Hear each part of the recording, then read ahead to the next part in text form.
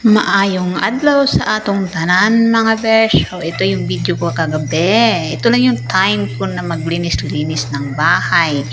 Hindi na ako sumama dun mag-repack ng gulay kasi nga medyo napag-iwanan na yung bahay. Simula kasi nung lumipat kami, hindi pa talaga ako nakapag-ayos, nakapaglinis-linis, laki pa ng lilinisin Eto, pinagkukuskus ko yung mga semento na dumikit sa sahig.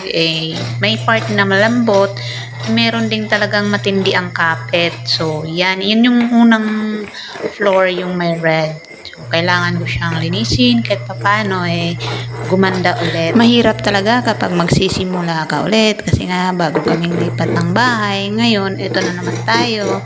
Mag-uumpisa tayo sa pag-aayos o mag-iisip ka kung anong klaseng ayos ang gagawin mo, paano mo siya pagandahin, tapos kulang-kulang ka pa sa gamit. So, dito naman, ito yung mga recycle lang na ito yung jealousy na kahoy. Pero matibay pa naman siya, kaya ikinabit dyan. Kahit pa paano, hindi na kami gagastos ng malaki.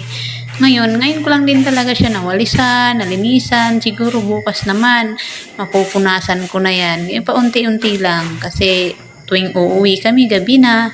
O ngayon, ito naman yung isa, tingnan mo. Buti na lang ay meron kami steel matting na pangtakip kasi nga wala tayong kortina.